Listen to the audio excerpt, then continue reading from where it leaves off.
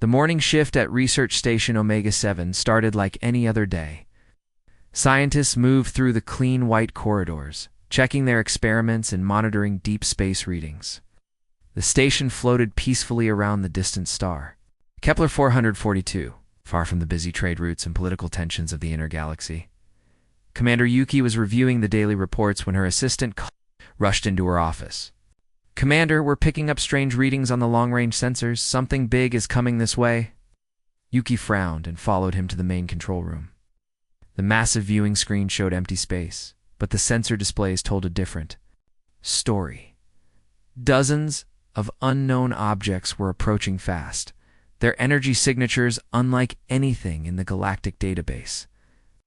"Could be traders from the Outer Rim," suggested Lieutenant Hayo, though his voice carried doubt. "Maybe they're using new technology we haven't seen before." Before Yuki could respond, the first wave of alien ships dropped out of hyperspace. Were nothing like the sleek vessels of known civilizations. These ships looked grown rather than built, with twisted metal surfaces that seemed to pulse with organic life. Dark energy crackled around their hulls like lightning. "Shields up," Yuki commanded, but it was already too late. The alien weapons cut through their defensive barriers as if they were made of paper. Explosions rocked the station as the unknown. Attackers swarmed around them like angry insects. The station's automated defenses tried to fight back, but their weapons barely scratched the alien hulls. Whatever these things were, they had technology far beyond anything the galaxy had ever seen. Emergency lights flashed red as hull breaches opened in multiple sections. "Get me a communication channel to the fleet command," Yuki ordered while alarms blared around them. Her fingers flew over the controls as she prepared the emergency broadcast. The station shook violently as another wave of alien fire struck their weakened shields. "This is Research Station Omega-7, she spoke into the microphone, trying to keep her voice steady. "We are under attack by unknown hostiles. They're not from our galaxy. Their technology is completely foreign. We need immediate assistance." The alien ships pressed their attack, and Yuki could see through the viewports that they weren't just destroying the station. Strange devices were extending from their hulls, trying to attach to the station's outer sections. They weren't here to simply destroy, they wanted to capture or harvest something. "Pete, they are not from our galaxy," she continued broadcasting. "These are not pirates or raiders. This is something else entirely. Request immediate military response." The transmission cut to static as the main communication array exploded in a shower of sparks. The last thing Yuki saw was the alien ships completely surrounding the station, their dark hulls blocking out the stars, light years away. Admiral Hannah was enjoying her morning coffee aboard the massive Terran flagship Vengeance when the emergency signal reached her. The bridge crew worked quietly around her, monitoring the peaceful sectors of human space.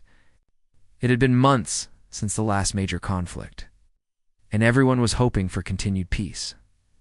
The communications officer suddenly straightened in his chair. "Admiral, we're receiving a priority distress call from the Outer Rim. It's from the Outer Rim.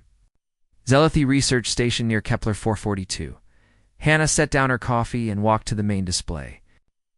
The star chart showed the location of the emergency signal, and her expression grew serious. 3 human colonies lay within striking distance of those coordinates. If something was attacking ships in that area, her people could be next. "It through," she ordered. The recording played, and with each word Hannah's jaw tightened. "Unknown hostiles. Not from this galaxy. Technology beyond their understanding." This wasn't a simple pirate raid or territorial dispute.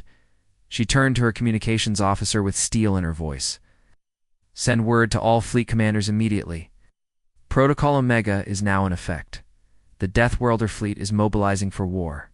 The emergency alert reached Captain Minho. While he was inspecting the engine room of his heavy cruiser Iron Fist, the ship was docked at Terra Station for routine maintenance, and half his crew was on shore leave enjoying their first real beds. In months, when the Protocol Omega signal came through, everything changed in an instant. "All hands, this is the captain," Minho announced over the ship's intercom. "Cancel all. Leave immediately. We have a code red situation. Want every crew member back on board within the hour." The docking bay erupted into controlled chaos as his crew raced back to the ship. Some were still pulling on their uniforms. Others carried bags of supplies they'd been buying in the station shops. But every single person moved with the practiced efficiency of warriors who had faced death together on countless battlefields. Chief Engineer Sora was already warming up the engines before Minho reached the bridge. "Captain, we can be ready for departure in 30 minutes, she reported. "The new reactor modifications are holding steady." "Make it 20, Minho replied. "We're not the only ones responding to this call."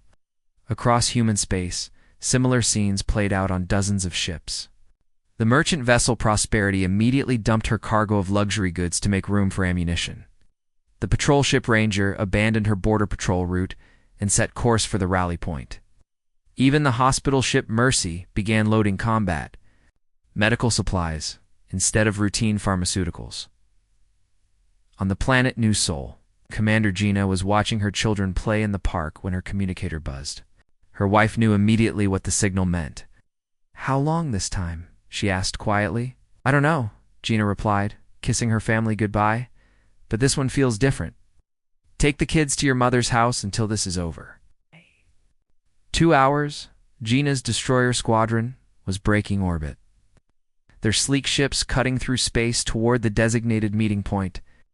Her crews were some of the best in the fleet, veterans who had fought in the Outer Rim Wars and survived the brutal campaign on Hades Prime.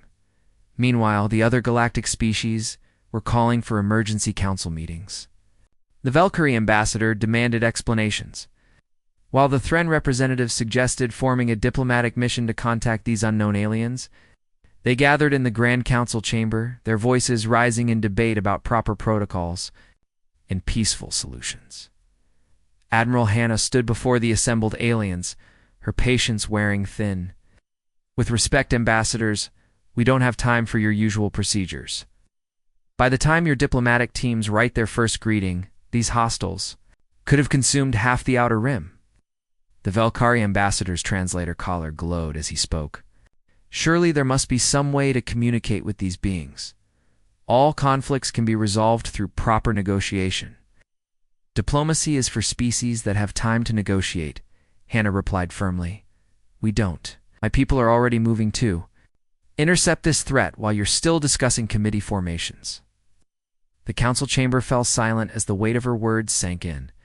The humans weren't asking for permission or waiting for approval. They were already mobilizing for war. Captain Day's massive dreadnought Unyielding was the last to arrive at the rally point. But when it dropped out of hyperspace, the entire fleet took notice. The ship was a monster of metal and weapons, scarred from battles on a dozen death worlds. Its crew had earned their reputation in the bloodiest conflicts humanity had ever fought. "Admiral, the fleet is assembled," reported Commander Gina from her flagship. 47 ships ready for combat operations." Hannah looked at the tactical display showing her assembled fleet. These weren't just ships. They were weapons forged in the crucible of humanity's violent history, crewed by beings who had turned warfare into an art form. The galaxy was about to see why humans were called Deathworlders. In the cold emptiness between galaxies, something ancient stirred. The Void Swarm existed as a single massive mind spread across millions of biomechanical ships. They had traveled through the dark void for eons, consuming entire star systems and adding their knowledge to the collective consciousness.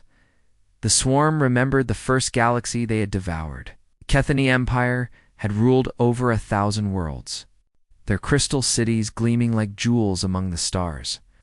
When the swarm arrived, the Kethani had tried to fight back with their energy weapons and shield technology. It had taken the swarm 3 years to consume every last world, but the resistance had been predictable. The Kethani fought hard at first, then gradually lost hope as their fleets were destroyed one by one. The second galaxy had been even easier.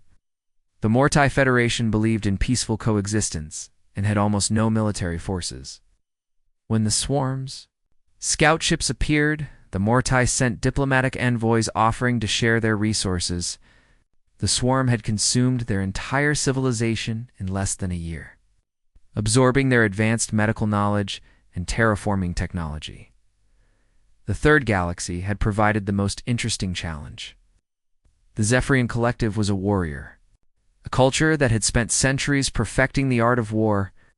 Their ships were fast and deadly, their tactics brutal and efficient, but even they followed predictable patterns. When faced with overwhelming odds, they would retreat to defensive positions and fight from fortified worlds. The swarm had simply surrounded each planet and waited for their supplies to run out. Now the swarm had found a fourth galaxy, rich with new species and untapped resources.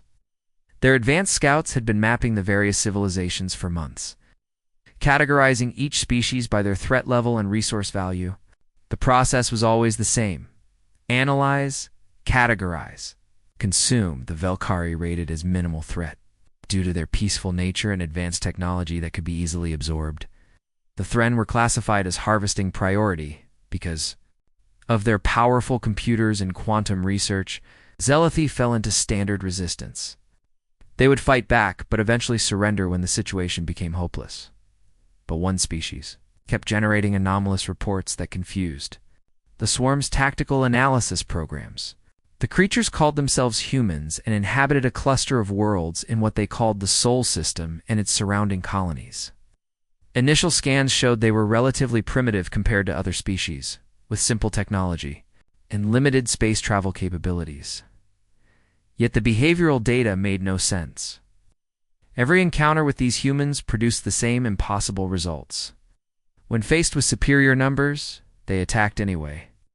When their ships were damaged and outgunned, they rammed enemy vessels. When capture seemed inevitable, they destroyed their own ships rather than surrender. The swarm's collective consciousness tried to process this information through millions of tactical nodes spread across their fleet. In every other galaxy, when a species faced extinction, they became more cautious, more desperate to preserve their lives. Fear made them predictable. These humans seemed to work backwards. The more hopeless their situation became, the more aggressive they got. When cornered, instead of surrendering or fleeing, they fought with increased ferocity. The swarm's analysis programs kept generating error messages when trying to model human behavior under extreme stress. One particularly disturbing report came from a scout ship that had observed a human military exercise. The humans had created a simulation where they were vastly outnumbered and facing certain defeat. Instead of finding ways to avoid the conflict, they spent weeks planning different ways to inflict maximum damage on their enemies before dying. They seemed to take pride in creating scenarios where victory was impossible, but the cost to their opponents would be devastating. The swarm's central intelligence tried to understand what kind of evolutionary pressure could produce such behavior. What kind of world would create creatures that became more dangerous when threatened with extinction? The answer lay in the humans' history. They came from a planet where everything was trying to kill them, where only the most aggressive and adaptable survived. The swarm was about to learn why the rest of the galaxy called them Deathworlders. Captain Sunho's strike group dropped out of hyperspace at the edge of the Zealothi system, expecting to find wreckage and maybe a few survivors to rescue. What they discovered instead made even these battle-hardened veterans stop and stare in horror. The system's star was being slowly consumed by massive biomechanical constructs that looked like giant parasites attached to the stellar surface. Dark tendrils extended from these creatures, drawing energy directly from the star's core. The once bright yellow sun had already dimmed to an angry orange, its light flickering like a dying candle. "Mother of Earth," whispered Lieutenant Nari from the tactical station. "They're eating the star itself." Sunho had seen many terrible things during his 20 years in the fleet, but nothing had prepared him for this sight. Around the dying star, hundreds of alien ships moved in perfect formation, their twisted hulls pulsing with stolen energy. They weren't just raiders or conquerors. They were harvesters, consuming entire solar systems like locusts in a field. "I'm picking up life signs," reported Ensign Min from the sensor station. "There are Zealothi survivors in those pod structures. Attached to the larger ships, they're still alive but barely." The tactical display showed the grim reality. Aliens had captured thousands of Zealothi scientists and researchers, storing them in organic pods that kept them alive but unconscious. The pods were connected to the alien ships by thick cables that pulsed with data transfers. They weren't just harvesting the star, they were harvesting the knowledge and memories of an entire civilization. "Captain, we should report back to the fleet," suggested Commander Yoon from the communications station. "Admiral Hannah needs to know what we're dealing with here." Sun Ho studied the tactical display, counting the enemy ships. His strike group consisted of 6 destroyers and 2 cruisers, a respectable force for most missions. But they were facing over 400 alien vessels, some of them larger than human battleships. "Sir, recommend we pull back and wait for reinforcements," added Lieutenant Nari. "We're outnumbered 50 to 1. Sun Ho looked at the pods containing the Zealothi survivors. Each one represented a living being who had been working peacefully just days ago, contributing to galactic knowledge and scientific advancement. Now, they were being slowly drained of their memories and life force by these monsters. "Then it's a fair fight," he replied grimly, his hand moving to the tactical controls. The bridge crew exchanged glances. They all knew what that phrase meant in human military tradition. It was something their ancestors had said before charging into hopeless battles throughout history. When faced with impossible odds, humans didn't retreat. They attacked with everything they had. "All ships, this is Sun Ho," he announced, over the fleet communication channel. "We have visual confirmation of Zealothi survivors in enemy custody. They're alive, but not for long. Attack pattern Delta. We're going in." The response from his ship commanders was immediate and enthusiastic. Captain Kira's destroyer Lightning volunteered to lead the charge. Commander Suki's cruiser Hammer requested permission to target the largest alien vessel.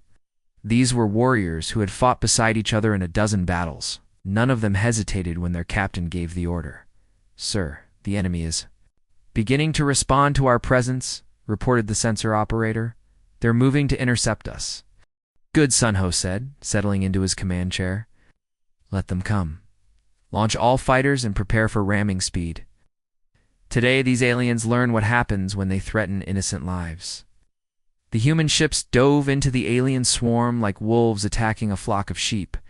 Their weapons, designed for ship-to-ship combat against heavily armored targets, tore through the biomechanical hulls with devastating effect. Explosions bloomed across the alien formation as human missiles found their targets.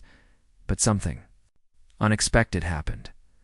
For the first time in millennia, the Void Swarm experienced something their collective consciousness had never felt before. As human ships smashed through their formations, ignoring their own safety to rescue the captured Zealothi, the swarm felt the cold touch of fear. These creatures weren't following any logical tactical doctrine. They were fighting like beings possessed, and their unpredictability made them far more dangerous than their numbers suggested. The Void Swarm's collective consciousness had processed the thoughts and memories of trillions of beings across 3 galaxies. It understood fear, desperation, and the survival instinct that drove most species to preserve their lives at any cost. But these humans were different. Their behavior sent shockwaves through the swarm's neural network. Captain Sun Ho's destroyer had lost its main engines and was drifting helplessly toward a massive alien harvester ship. Any logical commander would have ordered his crew to abandon ship or surrender. Instead, Sun Ho used the ship's maneuvering thrusters to aim directly at the enemy vessel's most vulnerable section. "All hands, brace for impact," he announced calmly. Over the intercom, "We're going to ram that thing right in its ugly face." Collision tore both ships apart, but the explosion took out 3 more alien vessels in the resulting chain reaction. The swarm's tactical nodes struggled to process this data. Why would creatures sacrifice themselves when they could simply retreat and live to fight another day? The answer came from every human ship in the battle. When the cruiser Storm lost its weapons systems, Captain Hayo used the ship's shuttle bay to launch boarding parties directly into enemy vessels. When the destroyer Swift's hull was breached in multiple places, her crew continued fighting from damaged compartments, using emergency suits and whatever weapons they could find. Admiral Hannah watched the battle unfold from the bridge of her flagship, analyzing the tactical situation with growing concern. The human fleet had successfully rescued most of the Zealothi survivors, but the cost was becoming clear. Half of Sun Ho's strike group was already destroyed or severely damaged, and swarm reinforcements were pouring into the system from every Direction. Admiral, we're detecting massive energy signatures approaching from the outer system, reported Commander Yuna from the sensor station. At least 2,000 more enemy vessels inbound. Hannah studied the tactical display, her mind racing through possible strategies. The humans had achieved their primary objective. They had proven that the Void Swarm could be hurt, that their ships could be destroyed. But they had also revealed the true scale of the threat facing the galaxy. Signal all commands, she ordered. We've bought the galaxy time to prepare, but they're bringing everything they have. All ships, prepare for full withdrawal to Rally Point Alpha. The retreat order went out across the human fleet, but not every ship was in position to comply. Captain Kwan's battleship Defiant had been caught in the middle of the alien formation when the reinforcements arrived. 3 massive swarm vessels surrounded her ship, their biomechanical weapons tearing through her armor like paper. "Captain, we've lost main power," reported her engineering officer. "Hull breaches on decks 4 through 9. We're taking heavy casualties." Kwan looked at her tactical display and saw the truth. Her ship was finished, but she still had one option left. The Defiant carried enough antimatter in her reactor core to level a small moon. If she could get close enough to the largest enemy vessel, she could take it and its escorts with her. "All hands, this is the captain," she announced over the ships. "Intercom, prepare for ramming speed. We're going to show these aliens what happens when they mess with humanity." Her crew responded with a cheer that echoed through the damaged corridors. They had all volunteered for this mission knowing they might not return home. Now they had a chance to make their sacrifice count for something. The Defiance remaining. Engines roared to life, pushing the battered ship toward the largest swarm vessel.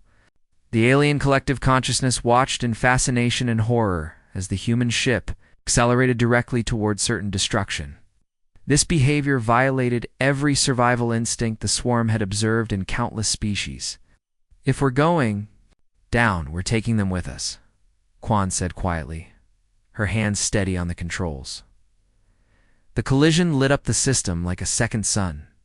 When the explosion faded, the massive swarm harvester and its 2 escorts were gone, reduced to scattered debris. The Void Swarm's collective consciousness processed this data and reached a disturbing conclusion.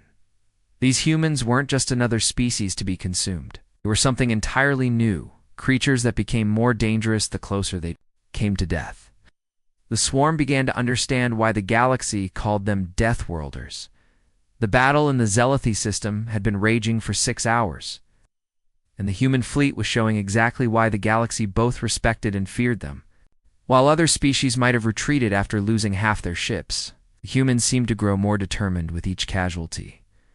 Commander Yuna's marine transport had taken a direct hit from an alien weapon, tearing a massive hole in the ship's hull. Instead of falling back to repair the damage, Yuna saw an opportunity. The breach was large enough for her Marines to jump directly into the alien vessel that had attacked them. "Listen up, Marines," she announced over the tactical comm. "We're going to board that alien ship through the hard way. Check your suits and weapons. We're fighting in vacuum today." Her troops responded with enthusiasm that would have seemed insane to most galactic species. They were about to leap through open space, through the deadly radiation and debris of an active battlefield, with nothing but their combat suits and personal weapons. Any other species would have called it suicide, but humans had been fighting. In impossible conditions for thousands of years, they had learned to adapt, to turn desperate situations into tactical advantages. As Yuna's Marines launched themselves through the breach, they carried with them the fighting spirit of their ancestors who had conquered one of the galaxy's most dangerous planets. The alien ship's interior was a nightmare of biomechanical corridors that seemed to pulse with organic life. The walls moved like living tissue, and strange fluids dripped from the ceiling. But the Marines pressed forward, their weapons cutting through alien defenders with methodical precision. Da, da, da, da, da, da.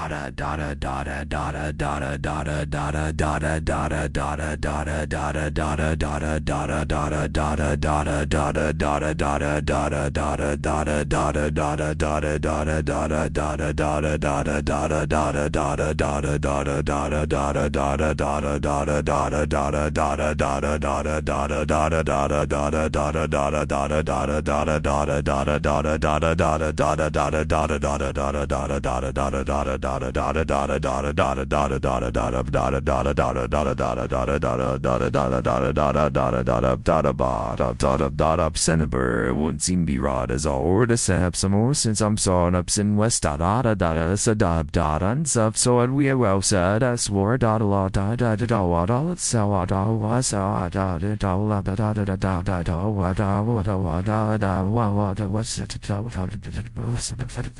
all units, she reported as her team fought through the ship's central corridor.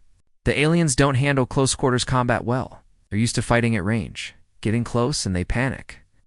Meanwhile, Captain Hyan's heavy cruiser Thunderbolt was dying slowly. A massive alien weapon had penetrated her reactor shielding, and radiation was flooding through the ship's lower decks. The life support systems were failing. Her crew was fighting in emergency suits as the ship's atmosphere vented into space. "Captain, we need to evacuate," urged her first officer, Commander Tay. "The radiation levels are becoming lethal." Yoon looked at her tactical display, studying the alien formations surrounding her ship. The enemy vessels were moving in close, probably expecting the human ship to surrender or abandon the fight. They didn't understand that humans fought differently when cornered. "Negative," she replied firmly. "Still have weapons, and those aliens are getting careless. All hands, this is the captain. We're going to keep fighting until the last gun falls silent." Her crew responded with the same determination that had carried humanity through countless wars. They sealed off the damaged sections and continued operating their weapons from backup power. Even as their ship slowly died around them, they maintained a steady barrage of fire that kept the alien vessels at a respectful distance. The void. Swarms. Collective consciousness watched these events with growing confusion. In every previous galaxy they had conquered, damaged enemy ships would either retreat or surrender when faced with overwhelming odds. These humans seemed to follow completely different rules. The swarm's tactical analysis programs tried to process the data, but the results made no sense. According to their calculations, the human fleet should have been destroyed hours ago. Instead, they were still fighting with the same intensity as when the battle began, perhaps even more so. The pattern was becoming clear to the alien intelligence. When human ships were damaged, they became more aggressive, not less. When their crews were wounded, they fought harder, not weaker. When faced with certain death, they charged forward instead of retreating. This behavior violated every survival instinct the swarm had observed in millions of species across 3 galaxies. What kind of evolutionary pressure could produce creatures that became more dangerous when threatened with extinction? The answer lay in humanity's origin. They came from a world where everything was trying to kill them, where only the most aggressive and adaptable survived. The swarm was beginning to understand that these humans weren't just another species to be harvested. They were something entirely different, a force of nature that had been unleashed upon the galaxy. And for the first time in millennia, the collective consciousness felt something it had never experienced before: uncertainty about the outcome of a battle. The news of humanity's desperate fight against the void swarm spread across the galaxy like wildfire. For the first time in galactic history, the peaceful species that usually spent years debating every decision found themselves inspired by the humans. Willingness to sacrifice everything for strangers, Ambassador Kella of the Velkari was the first to break with tradition. She had watched the battle reports from the Zealothy system with growing amazement. The humans had lost half their fleet trying to rescue Zealothy survivors they had never met. No species in galactic history had ever shown such selfless courage. "The humans are dying for us," she told the emergency council session. "While we debate protocols and procedures, they're throwing themselves into the fire to buy us time. We cannot stand by and watch." The Velkari had always been known for their advanced defensive technology. Their quantum shields could deflect almost any weapon, but they had never shared this technology with other species. Now, facing the possibility of total extinction, Ambassador Keela made an unprecedented decision. "We will provide our shield technology to the human fleet," she announced. "If they are willing to die for us, we must be willing to fight beside them." The Thren representatives were equally moved by human sacrifice. Their species had developed the most advanced targeting computers in the galaxy, systems that could track thousands of targets simultaneously and calculate firing solutions in microseconds. Engineer Nala stood before her council with tears in her eyes. "The humans don't ask for our help," she said quietly. "They simply fight because it's the right thing to do. We have systems that could save their lives and increase their effectiveness. How can we keep them to ourselves when brave beings are dying?" Even the surviving Zelathi scientists rescued from the swarm's harvesting pods insisted on contributing to the war effort. Dr. Yuki had studied the alien technology firsthand during her captivity. She had seen how the biomechanical ships operated, how they communicated, and most importantly, how they could be hurt. "The swarm ships have a weakness," she explained to Admiral Hannah during their emergency briefing. "Their biomechanical nature means they rely on organic neural networks. If we can disrupt these networks with the right frequency, we can cause system-wide failures." Admiral Hannah stood on the bridge of her flagship Vengeance, looking out at the largest fleet ever assembled in galactic history. Human ships formed the backbone of the formation, their battle-scarred hulls testament to their fighting spirit. But now they were joined by vessels from every major species in the galaxy. Valkyrie cruisers glowed with quantum energy as their shields powered up. Thren destroyers bristled with advanced targeting arrays that could paint targets for the entire fleet. Zelathi's science vessels carried experimental weapons designed specifically to exploit swarm vulnerabilities. "All ships, this is Admiral Hannah," she announced over the fleet communication channel. "For too long, our species have remained separate, each fighting our own battles. Today we stand together as one. Today we show the darkness that the light will not go quietly into the night." The response from the fleet was immediate and overwhelming. Captains from dozens of species acknowledged the order in their own languages, but the message was the same. They were ready to follow humanity into battle, inspired by the example of beings who fought not for conquest or glory, but simply because it was right. Captain Tay's Marine battalions made final preparations for the boarding assault. His troops were a mix of human soldiers and volunteers from other species, all trained in the brutal close-quarters combat that would be needed inside the swarm's hive ship. They checked their weapons and equipment, knowing that many of them would not return. Commander Ari's fighter squadrons launched from their carriers, their small ships darting between the larger vessels like deadly insects. The pilots were mostly human, but they were supported by Thren navigation systems and protected by Valkyrie shield generators. It was a perfect fusion of galactic technology and human courage. The combined fleet moved as one toward the swarms. Primary hive ship, a massive structure that dwarfed even the largest battleships. The aliens had never faced a united galaxy before, and they were about to learn what happened when different species set aside their differences to fight for their survival. For the first time since the war began, the Void Swarm's collective consciousness felt something approaching fear. The swarm's primary hive ship stretched 4 kilometers in every direction, its twisted biomechanical hull pulsing with dark energy drawn from consumed stars. The surface looked like living tissue crossed with alien metal, constantly shifting and writhing as if the entire structure was breathing. Massive weapon ports opened and closed like hungry mouths, while sensor arrays swept the approaching fleet with malevolent intelligence. "Captain," Mina studied the tactical display from her assault transport, watching as the combined galactic fleet pounded the hive ship with everything they had. Valkyrie quantum cannons sent waves of destructive energy across the alien hull, while Thren targeting systems guided human missiles to their most vulnerable points. The coordinated assault was creating exactly the kind of breaches her boarding parties needed. "All units, this is Mina," she announced over the tactical comm. "We have multiple entry points opening along the hive ship's lower sections. Teams, Alpha through Delta, you're going in through the primary breach. Teams Echo and Foxtrot take the secondary openings near the weapon clusters. Her Marines responded with the calm professionalism of veterans who had fought in the worst conditions imaginable.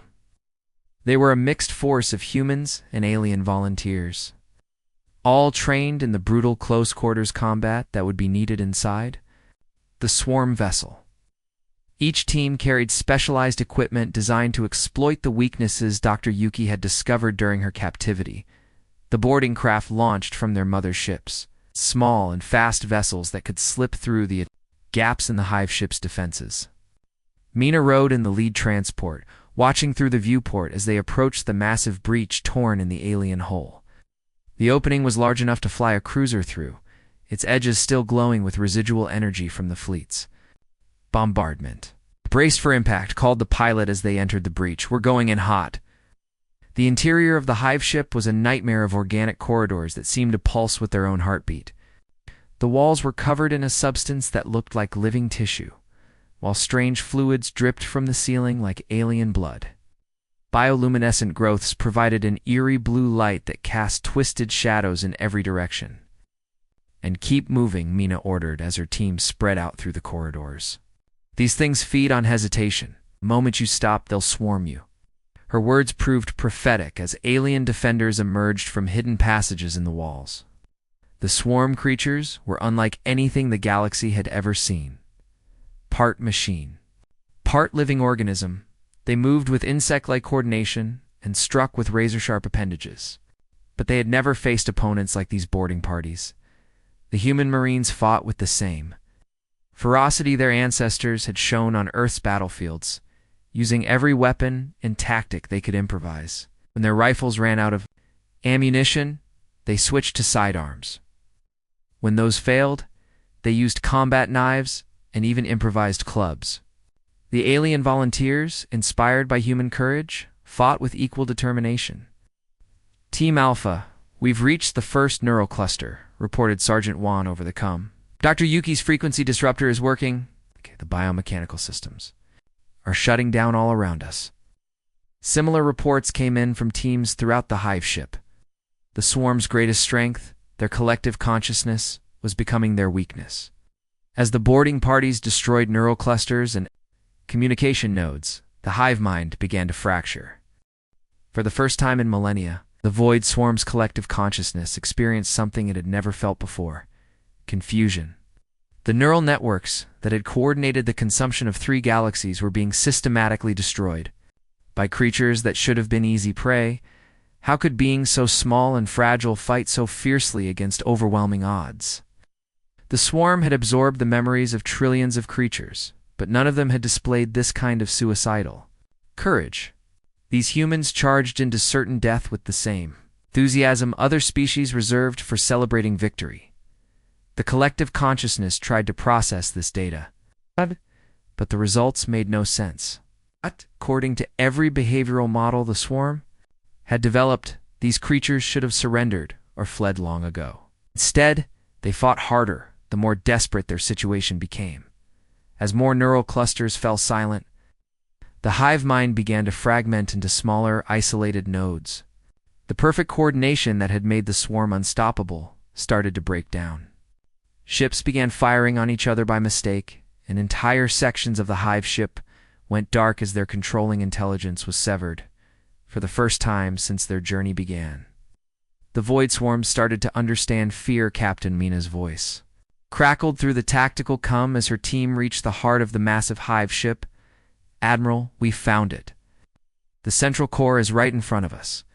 It's bigger than a city block and pulsing like a giant heart." The core chamber was a cathedral of alien technology, its walls lined with millions of neural pathways that carried the thoughts and memories of the swarm's collective consciousness. Streams of data flowed like rivers of light through biomechanical conduits, while the massive central brain pulsed with the accumulated knowledge of 3 consumed galaxies. "All teams converge on the core chamber," Mina ordered. "We end this here and now." Her Marines moved with practiced precision, placing Dr. Yuki's frequency disruptors at key points around the central brain. The devices were simple in concept, but devastating in effect. They would sever the neural connections that held the swarm's collective consciousness together. "Disruptors in position," reported Sergeant Juan. "Ready to activate on your command?" Looked at the massive alien brain, thinking of all the civilizations it had consumed, all the lives it had destroyed. The Cathani Empire, the Mortai Federation, Zephyrian Collective, billions of beings whose only crime had been existing in the swarm's path. "For everyone who couldn't fight back," she said quietly, "activate the disruptors." The effect was immediate and devastating. The frequency disruptors sent cascading waves of interference through the neural networks, causing the biomechanical systems to shut down one by one. The massive brain convulsed as its connections were severed, its surface flickering with dying. Lights then, with a sound like thunder, the core exploded in a brilliant flash that lit up the entire hive ship. The explosion sent shock waves through the massive structure, causing bulkheads to collapse and corridors to seal themselves.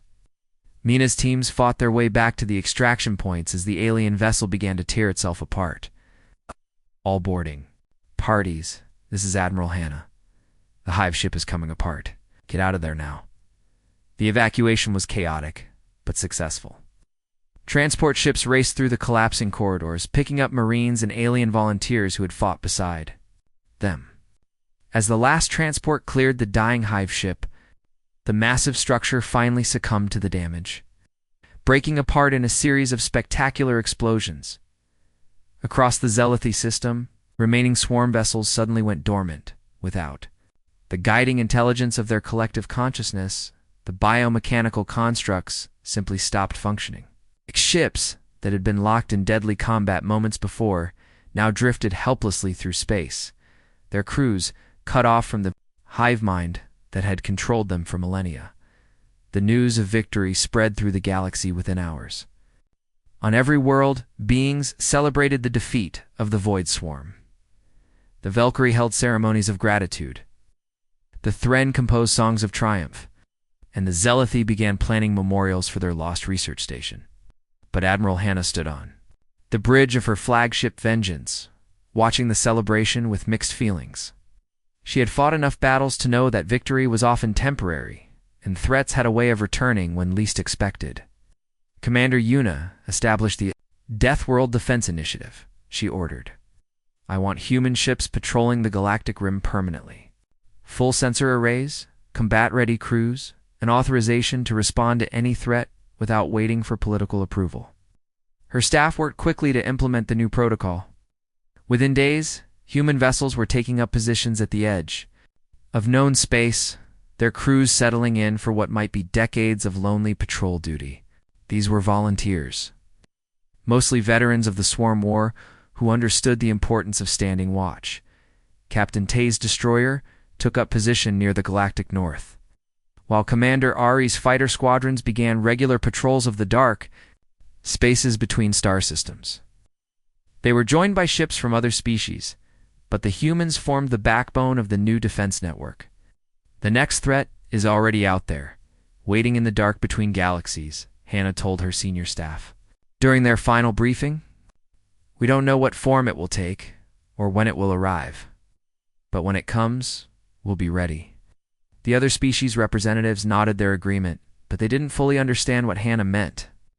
Humans had learned through bitter experience that peace was something that had to be constantly defended, that freedom required eternal vigilance. In the darkness of space, humanity kept its vigil. The Deathworlder fleet would answer the next SOS call, as they always had, as they always would. And somewhere in the vast emptiness between galaxies, new threats stirred. Unaware that Earth's children were watching and waiting,